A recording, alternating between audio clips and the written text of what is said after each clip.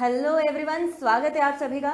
देखिए, वॉशिंगटन में आ चुका है एक पॉलिटिकल तूफान, एक हरिकेन, वो भी डोनाल्ड ट्रंप के दोबारा री इलेक्ट होने की वजह से। अब इस सारी गहमा गहमी में जब प्राइम मिनिस्टर मोदी पहुंचे वॉशिंगटन, तो इनको देखने को मिला इतनी सिवियर विंटर्स में भी डायस्पोरा इनका वार्म वेलकम कर रहा था।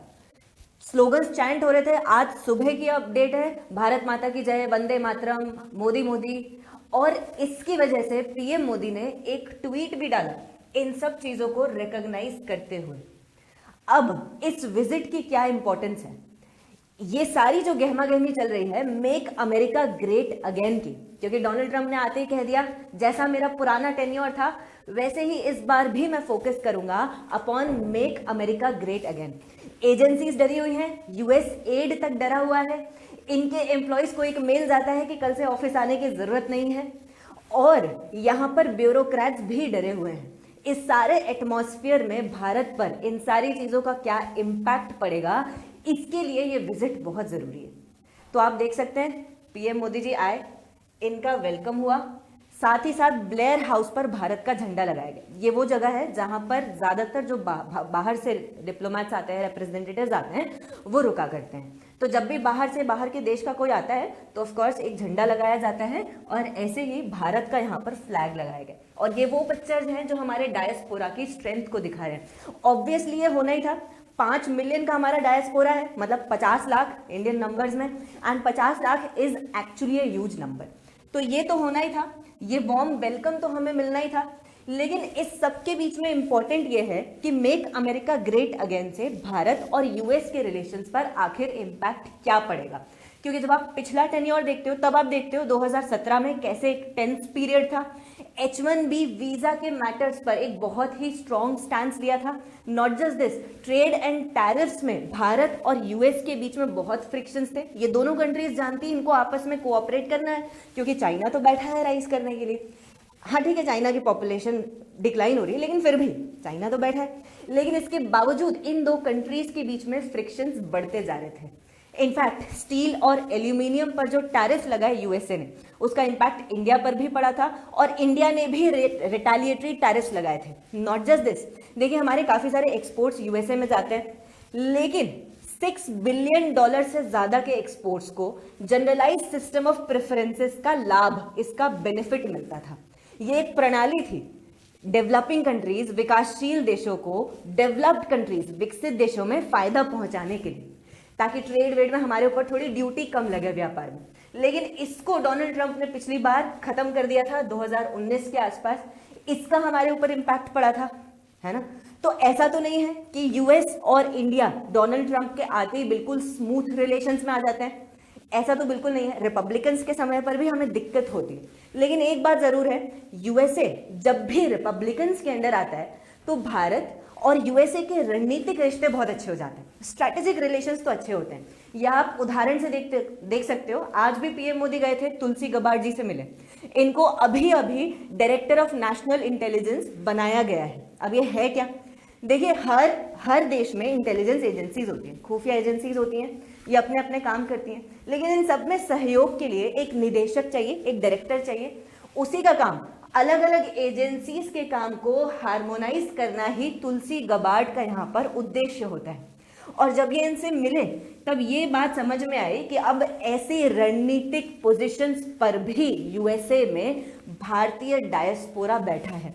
नॉट जस्ट दिस, यूएसए के बिजनेसमैन तैयार बैठे हैं भारत में मार्केट को एक्सप्लोर करने के लिए। इलॉन मस्क से एक्सपेक्टेड है कि पीएम मोदी की मीटिंग होगी।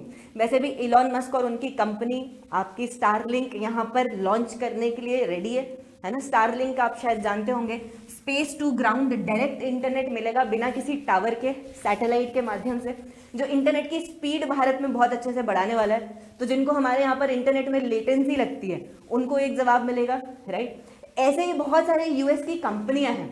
देखिए ये एक सीईओ है, ऐसी एक ex coal energy and resources के, ये बता रहे हैं कैसे भारत में पोटेंशियल है। देखिए क्लाइमेट चेंज, ट्रंप वैसे भी पेरिस एग्रीमेंट के बाहर दोबारा आ जाएंगे, ठीक है। WHO के बाहर वो ऑलरेडी आने का बोल चुके हैं। तो ये सारी चीजें हो चुकी हैं।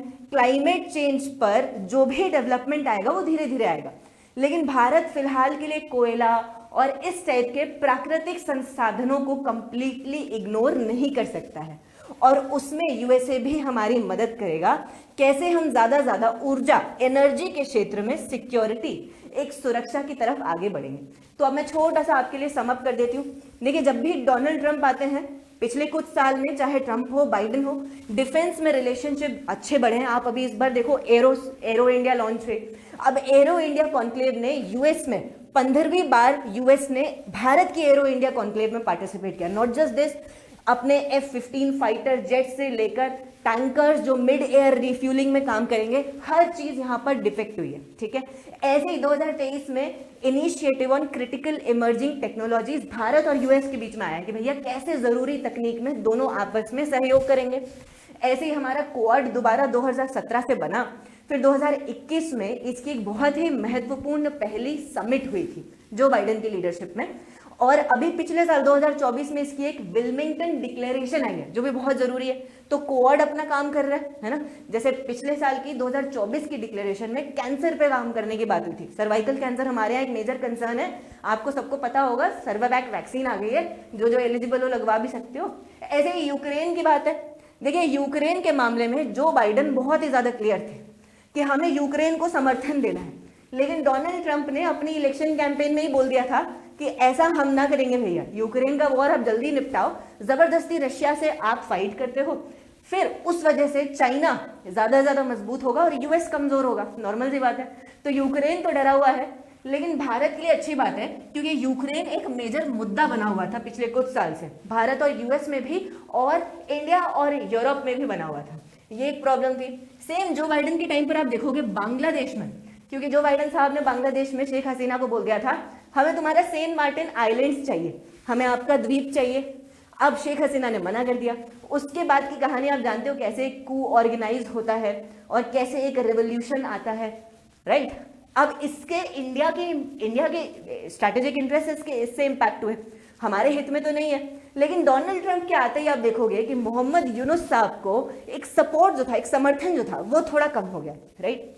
ऐसे ही आप प्रेस फ्रीडम में देखो, ये जितनी भी बात करते हैं फ्रीडम ऑफ एक्सप्रेशन की, ह्यूमन राइट्स की, ये सब बातें आप डेमोक्रेट्स के समय पर ज्यादा देखोगे, जैसे बराक ओबामा या जो बाइडेन के समय पर। लेकिन यही बातें जब रिपब्लिकन्स आते हैं तो ये इन मामलों में, ये सारे मामलों में हमें, भारत को इतना परेशान नहीं करते।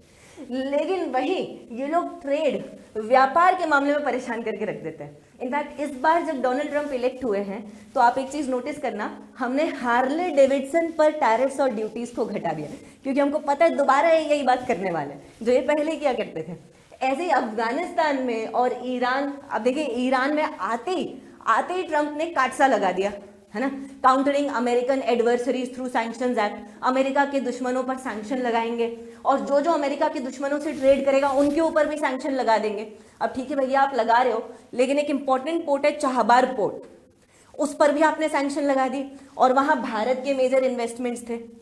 ऐसे ही अफगानिस्तान में जो विड्रॉवल हुआ यूएस का, जो वहां से वो हटा, वो भी ट्रंप के समय पर हुआ था, क्योंकि इंटरेस्टेड ही नहीं थे कि यहाँ पे ये रुके और फिर अमेरिका की कैपेसिटीज, इसकी क्षमताओं को इतना ज्यादा और खींचें, स्ट्रेच करें दुनिया में।